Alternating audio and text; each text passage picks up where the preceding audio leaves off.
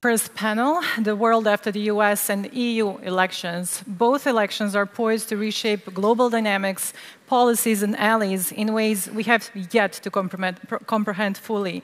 This is why we brought together a group of renowned experts who will share their insights on potential changes and their far-reaching implications. It is my honor to introduce our distinguished panelists. Federica Mogherini, Rector of the College of Europe and Director of the European Union Diplomatic Academy. Thomas Countryman, Board Chairman of the Arms Control Association. Thomas Gomart, the Director of French Institute of International Relations. Wojciech Przybylski, Editor-in-Chief of Visegrad Insight and President of the Publica Foundation. A moderator of this panel is esteemed Rosa Balfour, Director of Carnegie Europe.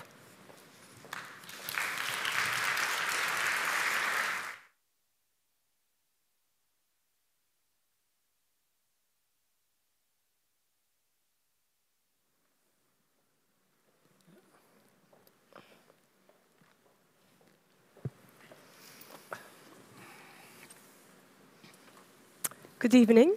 I'm very honored to be moderating this opening panel. And I think we're going to start by addressing immediately the issue that is on everybody's mind. The US elections took place just a couple of weeks ago, and there is a resounding victory on part of Donald Trump, who will start his second administration in January.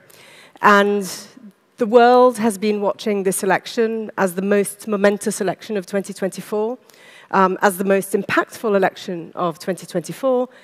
But although Trump has said many things, we are still somewhat left guessing as to what his foreign policy agenda might be.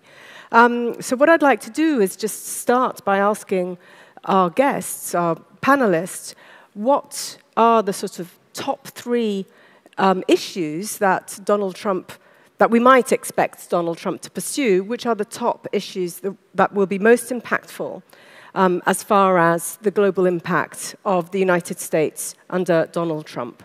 And to do so, I would like to start with Thomas Countryman. Please, the floor is yours. Thank you very much, Rosa. Let me first emphasize I speak only for myself, not for any organization I'm part of. The election of 2024 in the United States was a clear victory for Donald Trump, but it was not a landslide, nor a mandate to govern unilaterally. He won less than 50% of the total national vote. He is looking forward to capturing state institutions in the same way that authoritarian leaders he admires have captured state institutions in other countries. But that depends very much upon having a Congress that is unquestioningly obedient, like the Russian Duma. And that's not a given. He will have a substantial majority in the US Senate and a slim majority in the US House. And whether he can deliver on everything he wants to do will depend upon how successfully he can intimidate members of his party in both chambers. Keep in mind also that Mr. Trump says a lot of things. He does not always deliver. If you recall, 8 years ago, his three major campaign promises were to build a wall against the Mexican border, to keep people from Islamic countries out of the US, and to revive the US coal industry. He made minor progress on the first and no progress at all on the other two. From his early statements in the last 2 weeks, it's clear he's dead serious about two of his promises. One, to expel millions of immigrants who do not have legal residency in the United States, and two, to use the Department of Justice and the military to exact revenge upon people he identifies as being his opponents. And again, it is not clear, no matter what his own propaganda says, that he can accomplish either of those goals. So that said, what are the areas where he's most likely to take action that will affect all of us in the rest of the world. First, of course, is Ukraine. He has promised to solve it within 24 hours. I think even he knows that it is more complex than that, and that there are costs, political and otherwise, to a US president who simply surrenders Ukrainian territory to Russian imperialist expansion. A negotiation, a genuine negotiation between Ukraine and Russia is far more difficult than that. And much will depend upon the response of the European Union and the European members of NATO to whatever Mr. Trump puts forward. The second area I would emphasize is the Middle East. One reason that Kamala Harris lost, and there are many reasons you can point to in an election that was this close, is that many young voters and many of Arab or Islamic origin stayed home or voted against Harris because of President Biden's strong support for Prime Minister Netanyahu. The irony is that Mr. Trump has promised even stronger support for Netanyahu and even greater antipathy towards Palestinian aspirations. So I don't expect to see even an effort to restrain Netanyahu as President Biden did. And I expect simultaneously stronger pressure on Iran and some kind of effort to negotiate directly with Iran. The third area I would note would be China, but not in the usual security sense. Instead, I'll emphasize the economic sense. Mr. Trump says he seems not to understand how tariffs work, that they are paid by American consumers, not by foreign countries. But he does understand that tariffs can give you negotiating leverage. So, for example, he will use tariff threats to try to force Mexico and other countries to accept back into their country those millions of immigrants. Similarly, I think that many in his administration see tariffs as a leverage against China for whatever else he wants to get from China. Tariffs, of course, mean a global trade war, inflation in the United States, and a viral inflation around the world. And this, if he follows through on his statements, will be the most dramatic effect. I'll stop there. There's many more I could list, but you asked for 3. Thank you very much, Thomas. And I'd like to, during the course of this discussion, perhaps we can talk a little bit more about Ukraine and Russia. But first, I'd really like to hear from the other panelists what they think their top 3 issues are. You mentioned Ukraine, Middle East, China, and economics, and turning now to the other side of the pond.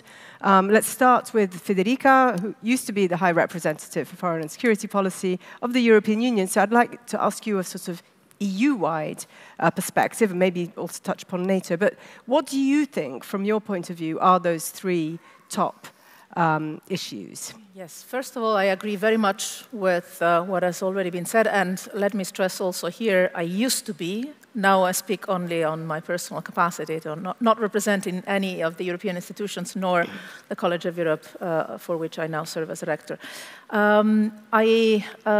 If I have to stick to 3, I would say tariffs and the impact of that kind of approach to trade will have on the world in general, on Europe in particular, but not only, and the logic of that. And then I would probably say, for sure, Ukraine, the Russia policy, the Middle East, Iran, but I would say there are, I think, 2 more general aspects that then encompass consequences on different scenarios. And I would say, on one side, what I believe Trump has as a refusal of any sort of respect for the rules, if I can be completely blunt, which has implications on respect for international law. And this has implications in Ukraine, in the Middle East, elsewhere in the world. I believe that he will try to follow what he has said on different geopolitical theaters. following the principle that, at the end of the day, the norms-based international order, international law, is simply not relevant. And the second element that I believe will be, no, the third, that I believe will have an impact in different areas of the world, starting from Europe, well, actually starting from the United States, are values. Human rights, rule of law, democracy, diversity and inclusion. This, I mean, clearly he has made not only a statement, but is also choosing people in these first days, even before being sworn in, that are indicating that he's serious on that. And I believe that what the President of the United States will not only say, but also do on these fundamental values that have brought us together as the transatlantic community will have an impact, a very strong and divisive impact in the US society, but also potentially across the European societies and in the world, in terms of encouraging less liberal approaches or violations of human rights or shortcomings and loopholes in the democratic systems. Thank you, Federica. And that's very interesting, actually. Not uplifting, but... The values and the societal level, and I think that's very much a theme that is recurrent in this conference here today. Wojciech, I'd like to ask you also, from your point of view, top 3 areas. Perhaps, Poland has been an ardent supporter of the transatlantic community. Is Poland, are Polish people worried about the fate of the transatlantic community? I'm throwing this in addition to. Well, it's an excellent question, and yes, we are worried. Poland is geopolitically fragile. Just look at the map. And so we depend on the existence of norms and values that are backed by power, also military power.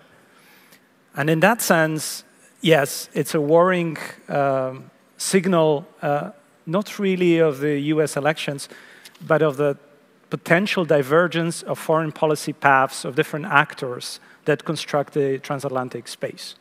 We see that already in Central Europe. There are various actors that try to follow different logic. Some still believe in globalism, and there are countries in Central Europe that still would like European Union to continue on the path of the last 30 or so years.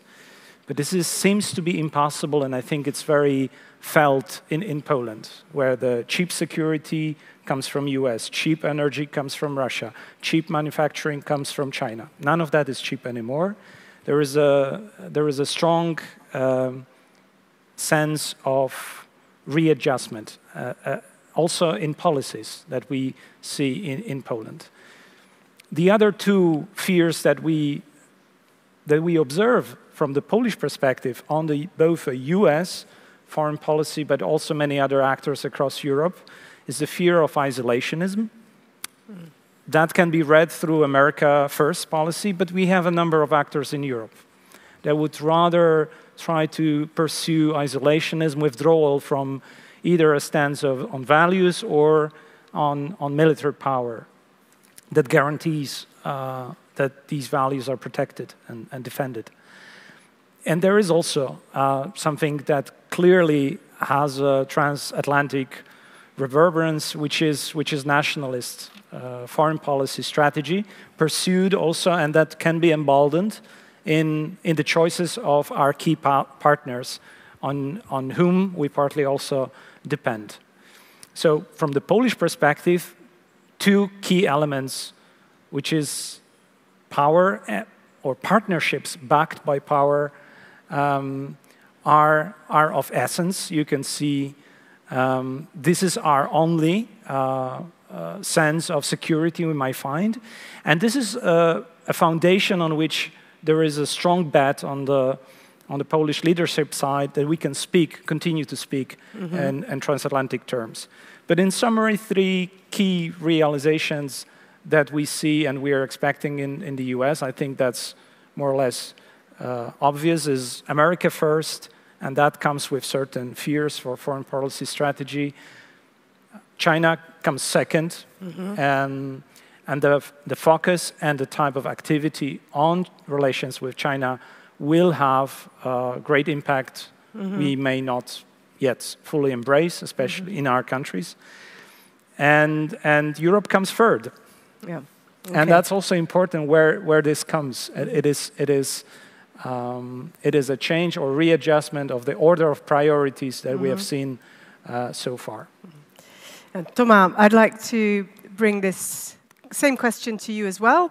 You're based in Paris, so you have a very European perspective. France has always seen, itself as a country at the center of Europe.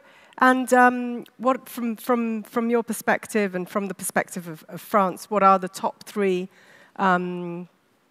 expectations from the Trump presidency and top three fears? Thank you, Rosa. Well, at the core of the French strategic culture, you have this idea since many decades that one day maybe the US could leave Europe. It is at the core of what was done, since many decades by the Fifth Republic. That's not what is wanted by France, but it's basically, the confirmation of a sort of historical analysis which was made a long time ago. That leads me to the second point in line with what was said by Federica. I think that what is expected now in France and more broadly in Europe, it is the fact that the re-election of Donald Trump will create a lot of little Trumps everywhere. What is the most striking thing to me, with this election, it is the combination between Trump, Musk, Vance, Thiel, and the fact that this election was won by someone who promoted identity and also who promoted a sort of futurist vision of the world, which is something very difficult for Europe to understand properly, I think, because we are very focused on the figure of Donald Trump, all the bad things he made. But I think we don't understand this futurist approach, this idea that, it's technologies will be at the core. We will see the balance of power, in the coming administration. But for me, the real key point for Europeans is precisely on this, once again, on this combination between Trump and Musk. What does it mean, in technological terms, in media terms, in political terms of the future? And the last point is was also said previously by the other panelists, but I think that what is very important is to try to anticipate the interaction between what will happen in Ukraine and what will happen between Israel, Palestine, and Iran. To put things bluntly, I think that what happened in Donbass has some effect in Gaza and reciprocally. And on that's very difficult to predict because to some extent the Biden administration refused an escalation in Ukraine. Until yesterday, we will see. I think that the escalation was coming from the Russian side, with the North Korean troops announced, with the systematic strikes on Ukrainian infrastructure. But the Biden administration on the other side lets the impression that it's possible for Israel to escalate in Lebanon and possibly in Iran. So indeed, I think that the most difficult thing to predict will be the attitude of the Trump administration regarding certainly the pressure coming from the Netanyahu government to go further towards Iran. Thomas, keep the microphone because I do want to continue on this. And I think it would be, we've talked about, how the US is going to pan out. We've identified a number of themes, a number of geographies, and a number of areas as well. You mentioned technology, media. We've mentioned, values, but also transatlantic relationship, NATO, Ukraine, Middle East, etc. But there is one thing that we need to ask ourselves because since Trump's first election in 2016 and then Biden's victory in 2020, Europeans have been going on and on about Trump-proofing Europe, Trump-proofing the transatlantic relationship, Trump-proofing NATO, and then Trump gets re-elected and very few people are saying that actually Europe is ready.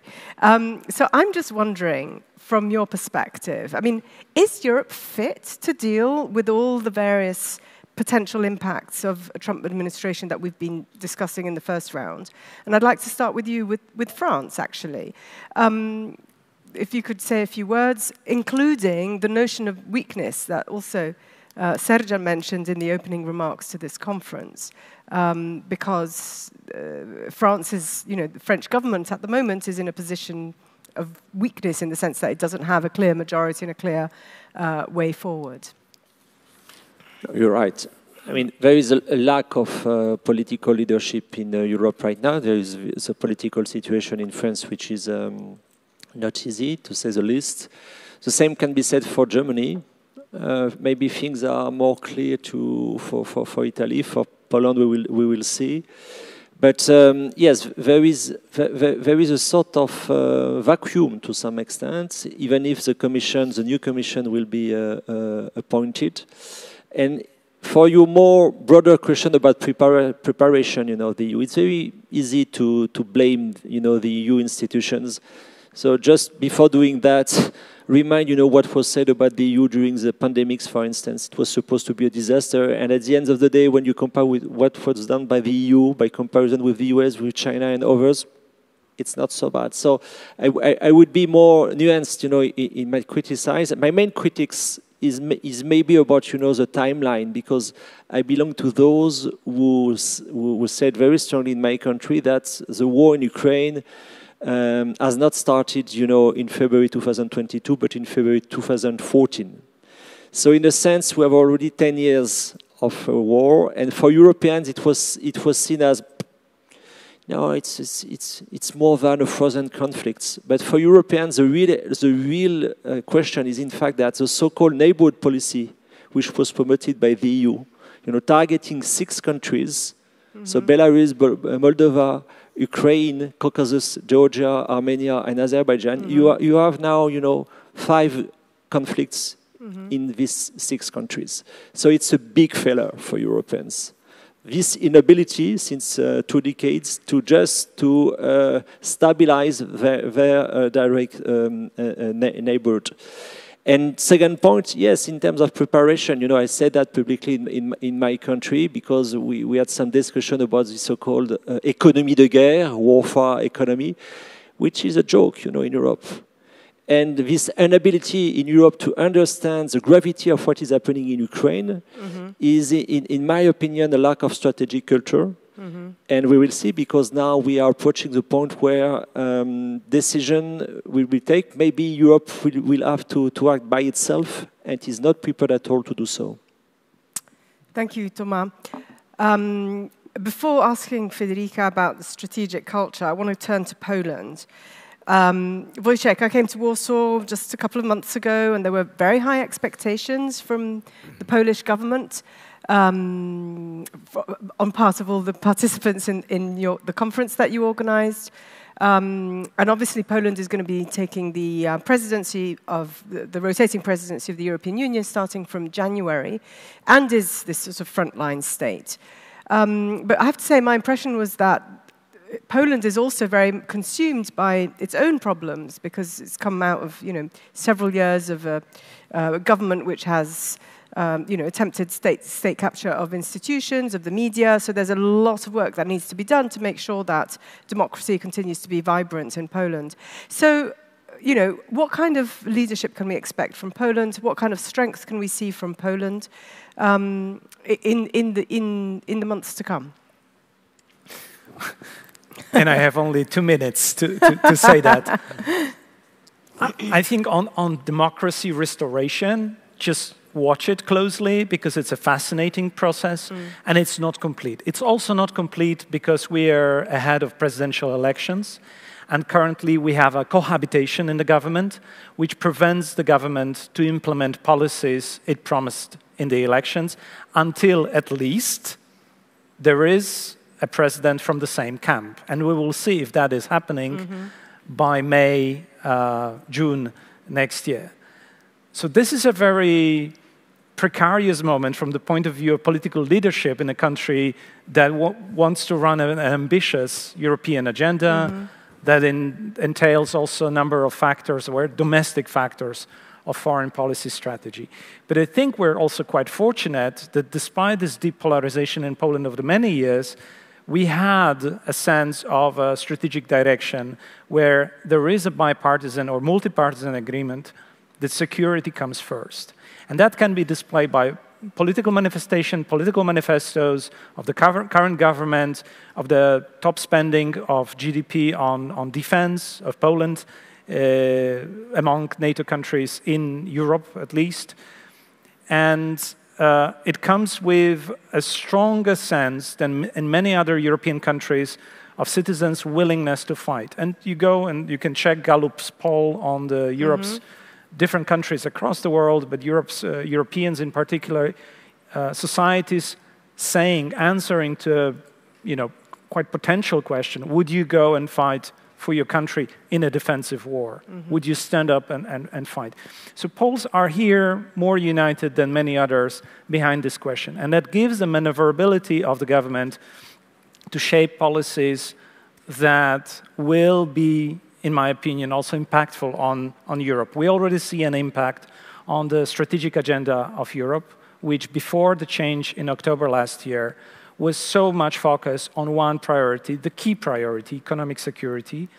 But there was an addition, an amplification of two other aspects in the strategic agenda by now, which is democratic security, the first, the values pillar that is connected with international trade, of course, and the element of hard security, including border security. And you have the government and Prime Minister very vocal about the question of security for Europe, trying to reshape the discussion and mobilize policy momentum for doing more than Europe has been doing so far.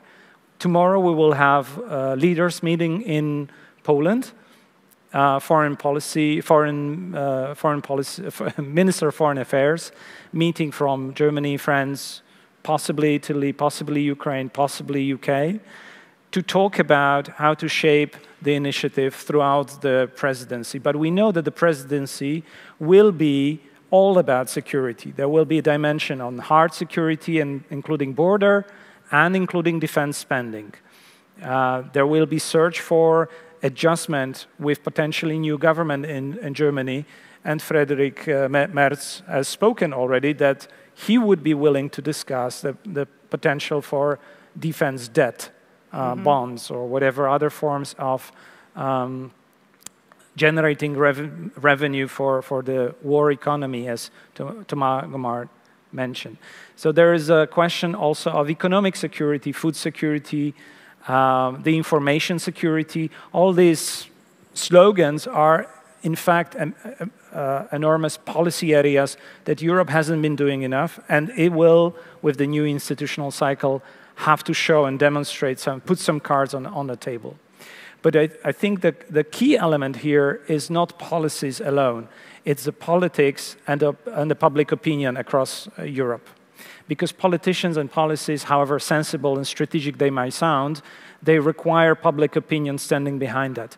And the ability to speak emotionally and invoke emotions among European societies, and there are very many plural and divergent views, with very strong already narratives and strategic narratives on appeasement, to keep it all together and focus not on the war, but on winning peace. That will be the key challenge to maintain any sensible policy strategy that would be not costing any politician lost elections. I think this will be the biggest challenge, and the ability to communicate the necessary big effort, and that will need to come with a sense of a new deal, a new social contract for Europe, also in the sense of seeking those votes to believe that this is in the name of the European publics.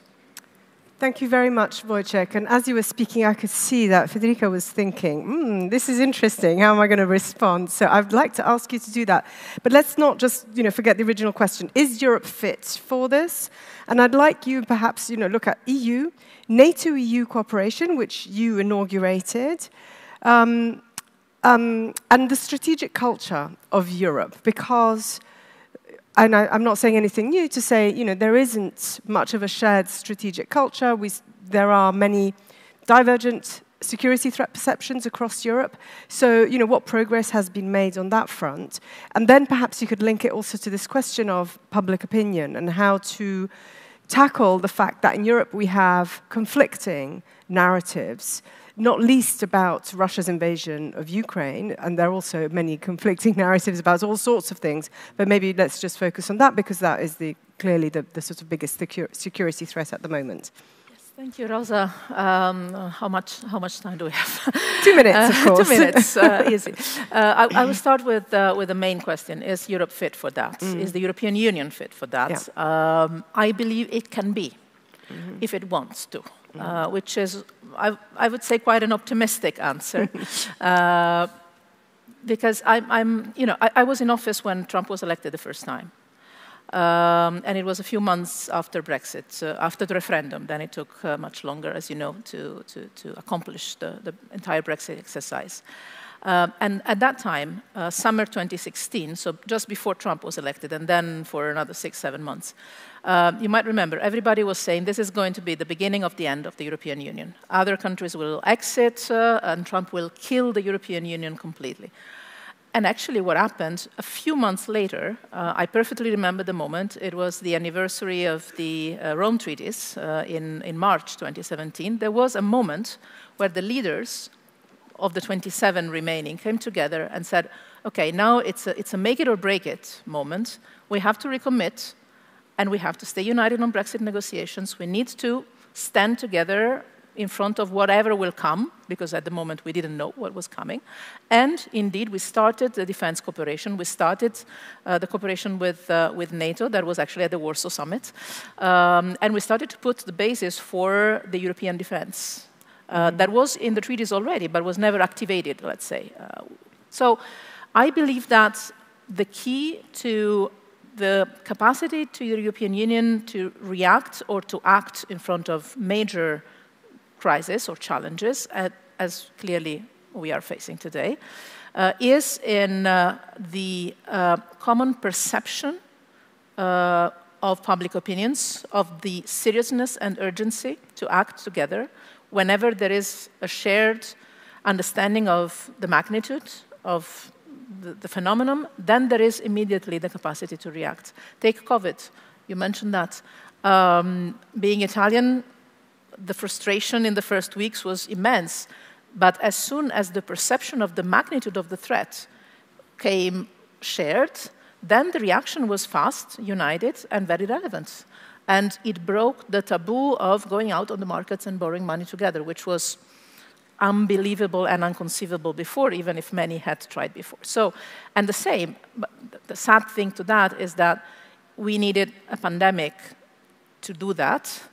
But we actually expanded the competences of the Commission beyond the treaties without treaty changes because it was needed and because there was political will to do it. And the health union started, unthinkable before. We needed a war. We needed a Russian invasion in Ukraine to deliver arms and to use the European Peace Facility to actually do something meaningful. At my times, I remember it took us months and months of endless debates to establish the European Peace Facility just to deliver non-lethal equipment. We were talking about uniforms and boots, something really with a minimal budget.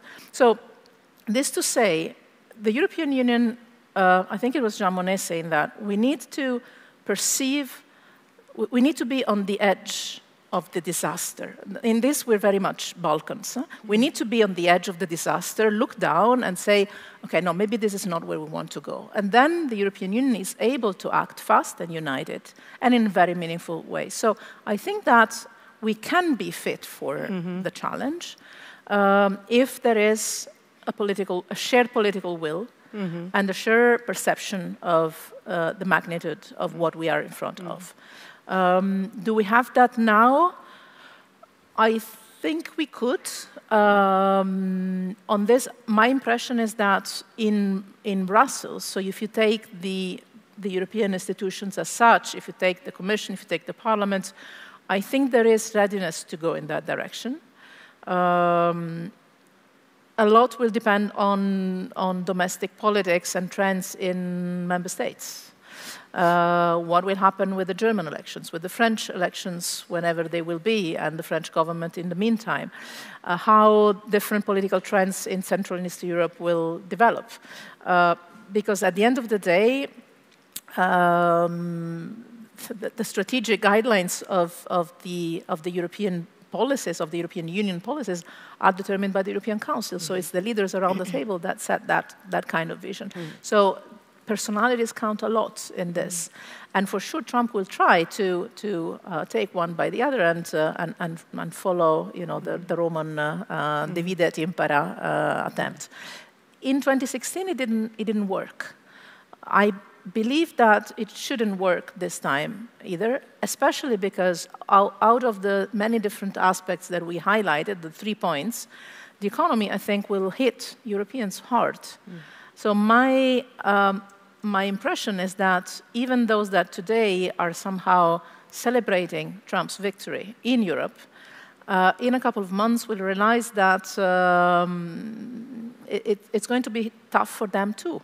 And they will probably suffer the consequences of the tariffs or of the economic policies of the new administration quite hard. And I believe that the European Union can be the umbrella to, if not protect, at least bring together different Europeans, including those that today feel they might gain something out of the Trump administration, but actually I believe they won't.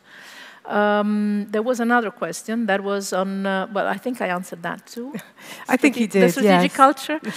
Yes, and I think, you're right. It will take some time for Trump's allies in Europe, which are in the EU, but not just in the EU, also in other countries, to realize that actually MAGA policies will not necessarily help them. Because, in this attitude, if the logic of Trump is, as I believe is, to go unilaterally / bilaterally, okay?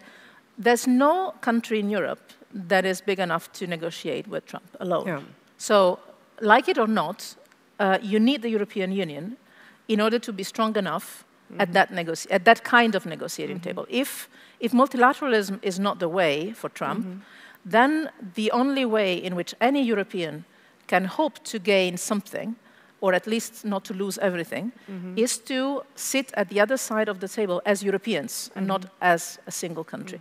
I think it was Spaak that was saying that in Europe there's not small and big countries, it's only countries that have not realized yet they're small. Yeah. I think we're there, right?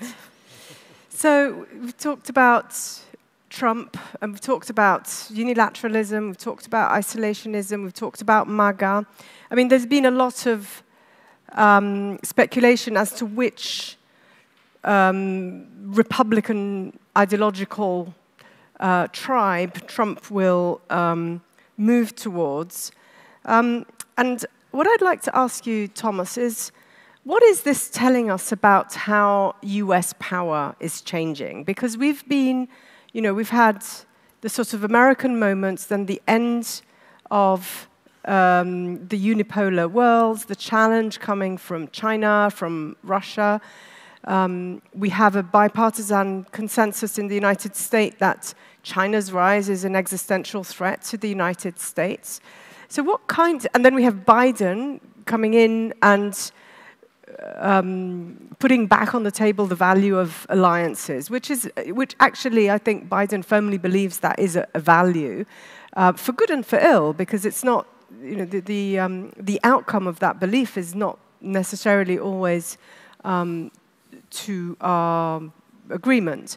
But what can we expect? How do you think sort of Make America Great Again, the America that wants to impose tariffs, the America that wants to extrapolate benefits from allies. So there's no win-win here. It's us against them. What does that tell us about US power, and how should Europe as a whole try to adapt to that? Let me give a short answer on that and then respond to a couple of the last comments. The Republican Party does not have an ideology. It has a system of obedience to the personality of Donald Trump. Okay. Whether in the future it will recover from that and again have some form of conservatism is unknown. I wanted to emphasize something that Federica said, which is, to expand on it, that one of the many similarities between Mr. Putin and Mr. Trump is that each of them would prefer to negotiate with individual European countries and not with the EU, and certainly not with NATO.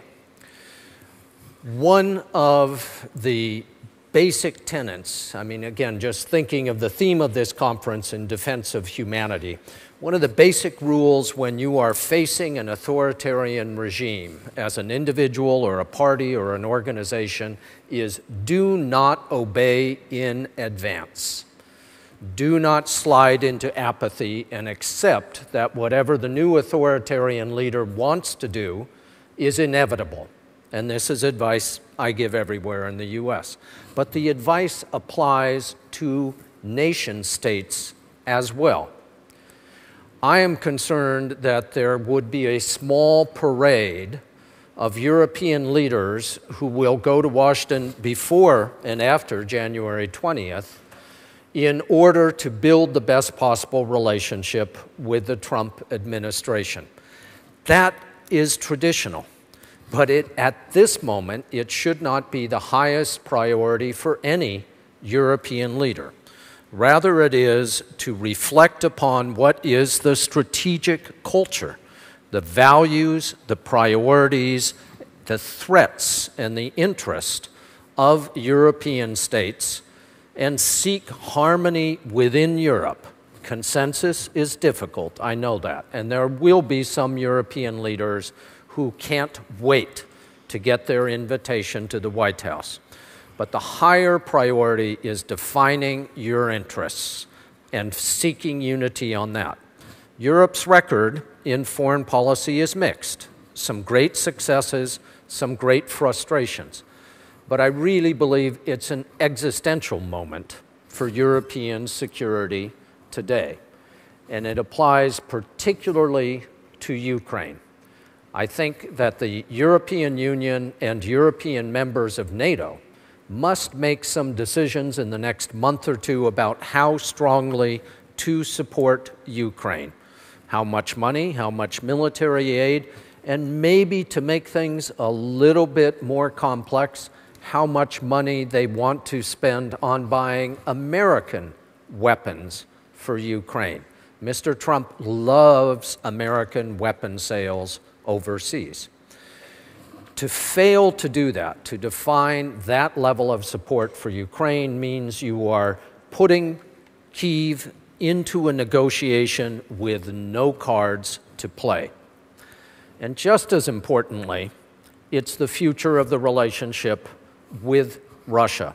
I have long believed that Mr. Putin wants both territorial expansion in imitation of past emperors and to have normalization of economic and political relations with the West.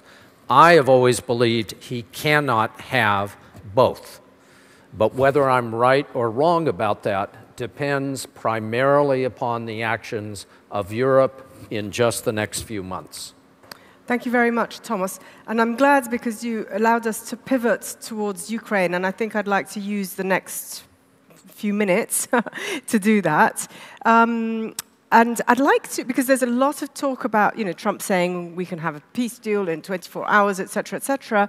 And of course, Europeans, there's been some talk in Europe. There's been a lot of activity, as Wojciech was saying, in trying to form a sort of coalition of the willing to pioneer Europe's response to Trump's election with respect to Russia's invasion of Ukraine. But Thomas, I turn to you because there's not much speculation as to what President Putin wants from this. I mean, how do you are an expert on Russia. What can you tell us about what Russia wants today? The US has now tried to accelerate and enable Ukraine perhaps to alter somewhat the rather negative military situation on the ground. But what is Russia thinking, in your view? Again, we have to do some guesswork, but you're well placed to do it.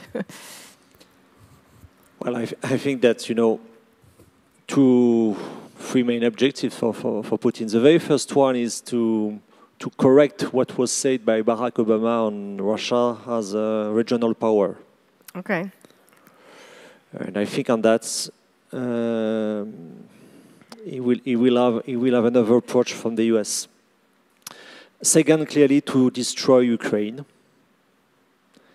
And third, to be back to 1997 in its relation with NATO. So to reconsider, to redesign the different NATO enlargements after 1997. That seems to me his main three objectives. So that's absolutely systemic, not only for Europeans, but for the transatlantic relations. I would add something else, which is very challenging for Europeans. It is the fact that before, you know, the massive attack in February 2022, we had this declaration between China and Russia with the so-called unlimited friendship, with three main points. The first one is to say great powers zone of influence. Second, human rights. That's not only boring, that's also very dangerous. And third, military alliances are not all the time necessary. So on these 3 points, I think that Donald Trump, if we follow his different statements, is in line with President Xi and President Putin, which is something very, very challenging for Europeans. And what is said by not only the Trump administration between during his first term, but also since I would say George W. Bush, you know, you have this idea that Europeans don't spend enough for their own defense and security. Many US administration did that. So there is all the debate, you know, for the so-called 2%, but I think that it's clearly now a new proportion which is asked for Europeans. And so Europeans should be, in my opinion, but I don't know if there will be, but should be able to reconsider the balance between security and prosperity. Mm-hmm. So, sorry, let me just get this though, because the 3 points about Putin, they are unchanged. They are that is also what we were saying in 2022. So basically, none of the military fortunes would change the calculus from Putin's point of view, nor will the election of Donald Trump change the calculus, do you think? I mean, I'm just thinking, because there is growing discussion about what might be the terms for some kind of arrangement which Trump might want to, you know, call his own. But from your perspective, there will be no malleability coming from Moscow, even if it is with Trump, No, from my point of view, the real strategic surprise, you know, is in fact the level of the Ukrainian resistance. Okay. That's the strategic surprise. Mm-hmm. So on that, Ukrainians send us different signals. There is a failure of their counteroffensive. There is the difficulties for recruitment, which is also visible on the Russian side, by the way. But we are approaching a point of approximately 1 million of killed people. So it's absolutely massive, you know. Mm-hmm. That's something completely forgotten by other Europeans. This level of losses, and there is another dimension which is certainly the most difficult to be analyzed and the most dangerous one. It is also the nuclear dimension. Mm-hmm. As soon as there is, you know, some attempts made by Ukrainians to go further or to reestablish position in the informative field, you have a statement on nuclear things. In fact, Russia is doing a colonial war under nuclear protection. Mm-hmm. And Europeans are unable to think in that terms, you know, because of course you have the nuclear dimension within NATO, but it's very, very difficult for current European leaders to reintegrate, you know, this nuclear grammar. Mm-hmm.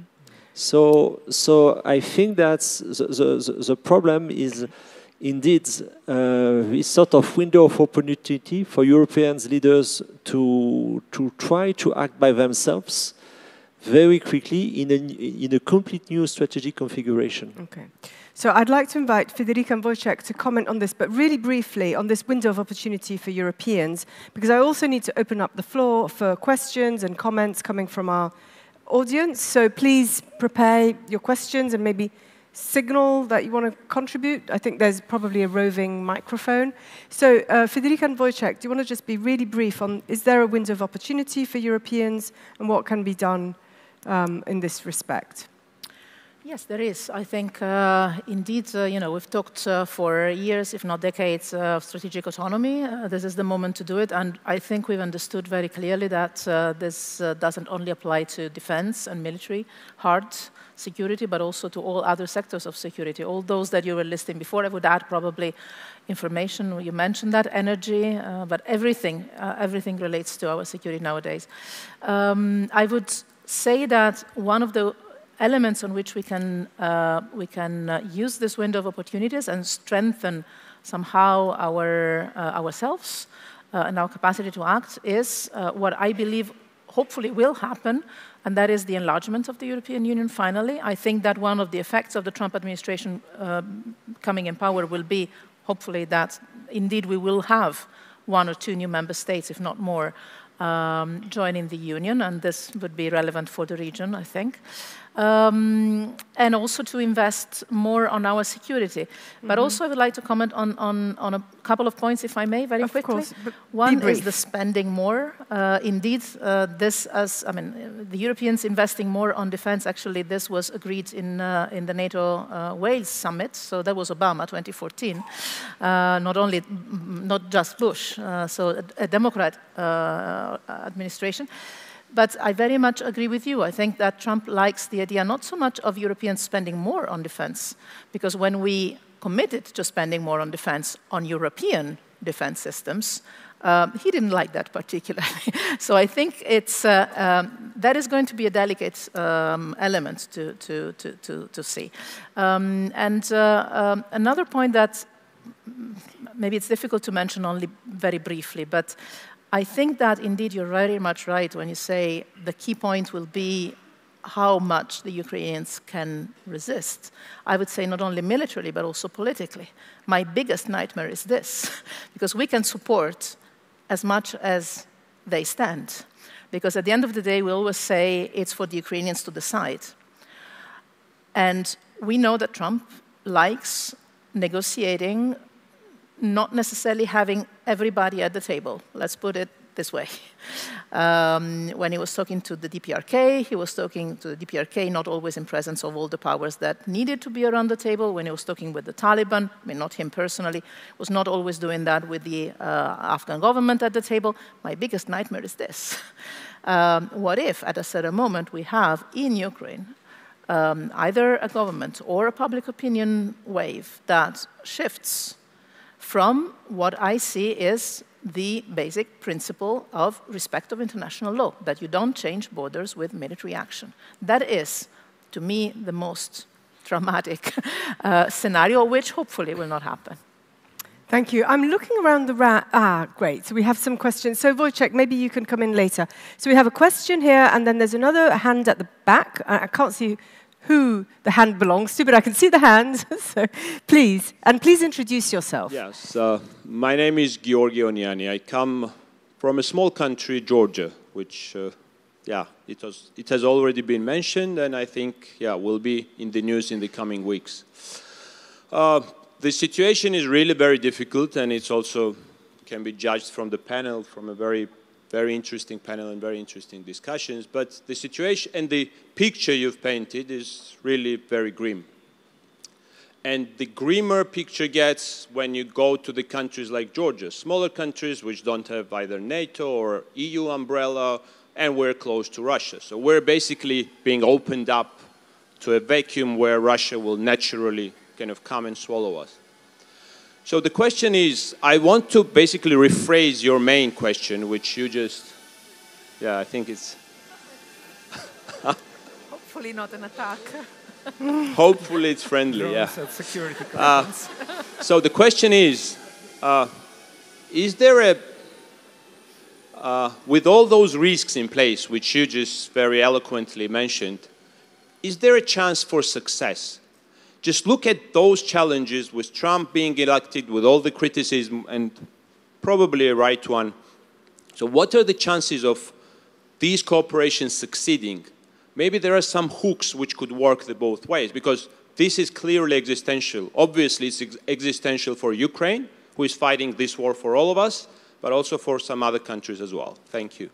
Thank you very much. I'd like our panelists to hold that question, because I'd like to pick another one from the, and it's just to your left. The hand, you can see the hand, perfect. And again, can I ask you to introduce yourself? You also see the body, I hope. Now you can see you. My name is Angel Petrov. I come from Bulgaria. I work for Dnevnik, which is a Bulgarian news outlet. A couple of questions, one directed at Mr. Gomart, the other at whomever it may concern. So, Mr. Gomart mentioned something interesting about this peculiar quartet of Trump, Musk, Thiel, Vance that we should look towards in terms of a futuristic vision that the next US administration might have. I wonder if you could elaborate a bit. I'm referring to this mixture of politics and tech, where tech will be ever more important. I'm referring to the fact that this will be a data-driven democracy, because big tech sided very easily with Trump, because it saw that looking at all American online consumer data, it saw where the tide was going. I'm referring to our tech and defense gap with the US. And do you think that it's possible to do anything about this Europe turning into a museum of technology, something that Ms. Merkel warned against maybe 20 years ago, and I think we are nowhere near solving this conundrum.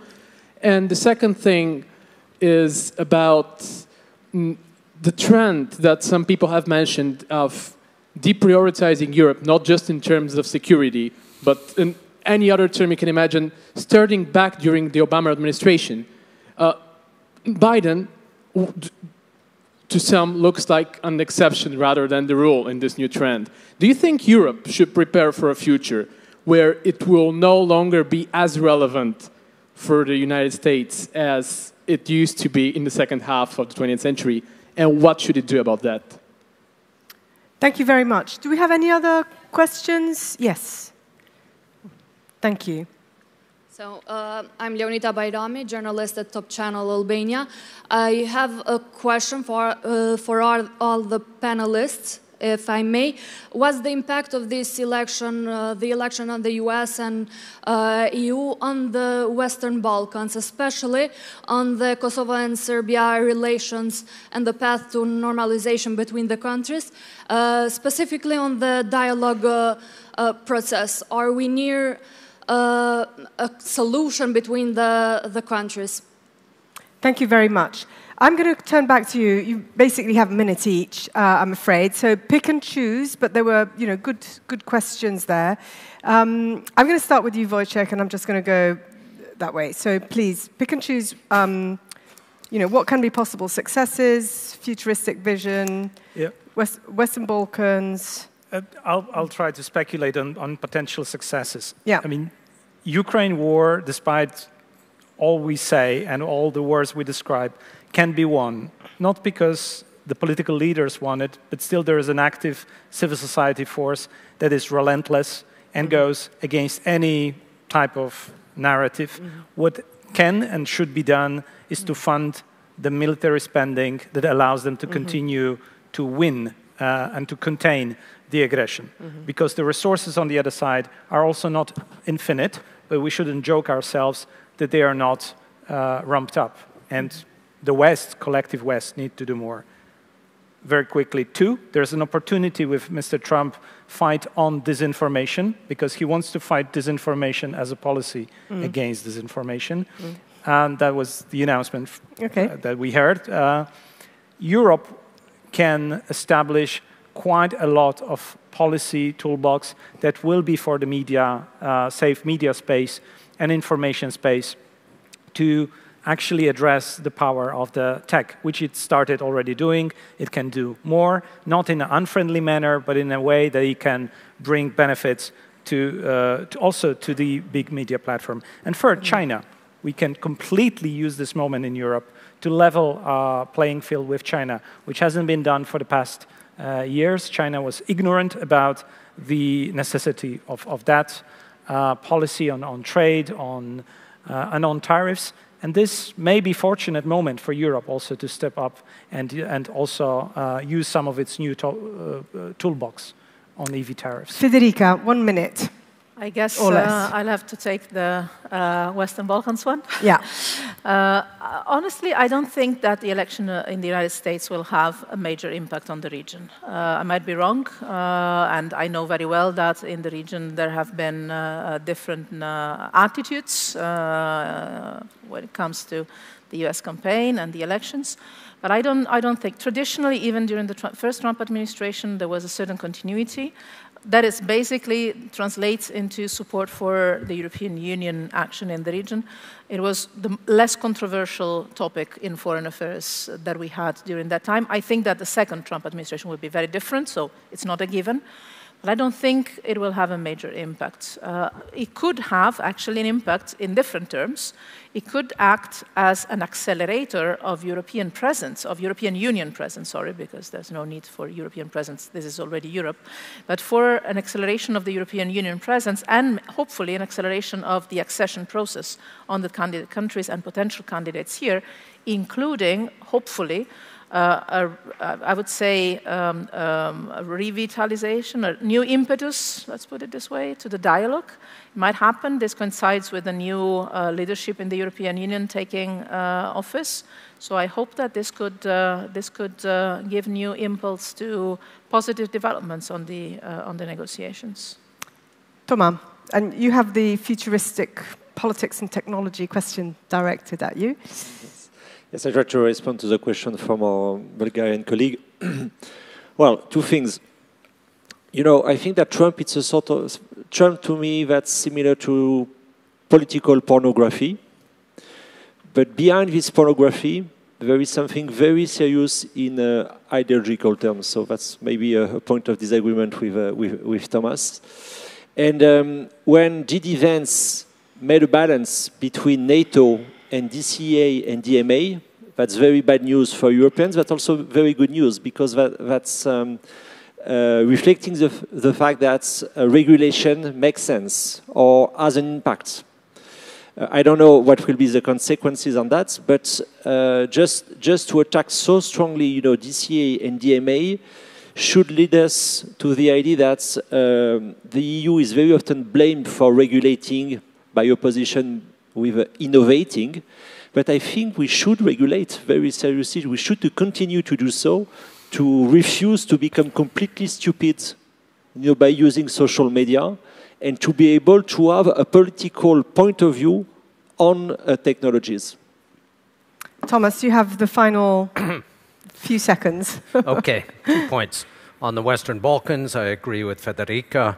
It will not change very much, the US election. Both Belgrade and Pristina are used to pointing at Washington and Brussels as the reasons that the dialogue is not advancing and neither is EU membership. The fault is in Belgrade and Pristina, that they are not doing enough. And a change in US president doesn't change that fact. Let me try to close on an optimistic note. Can European Union foreign policy still be relevant in the world?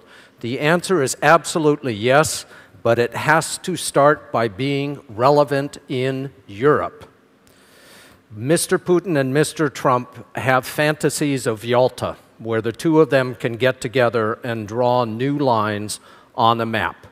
They will do that with the absence of the European Union unless the EU makes some decisions and some policy and reaches some unity on that now.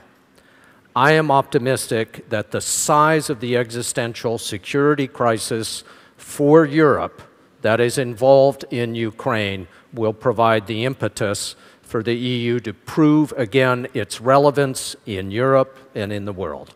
Thanks. So Serjan opened this conference quoting Gramsci, so I think I can throw in my one of the quotations from Gramsci that I've been using a lot, and that is the pessimism of the mind, but the optimism of the will. I think we've had a bit of both here on the panel today, so please join me in thanking our speakers for their excellent insights.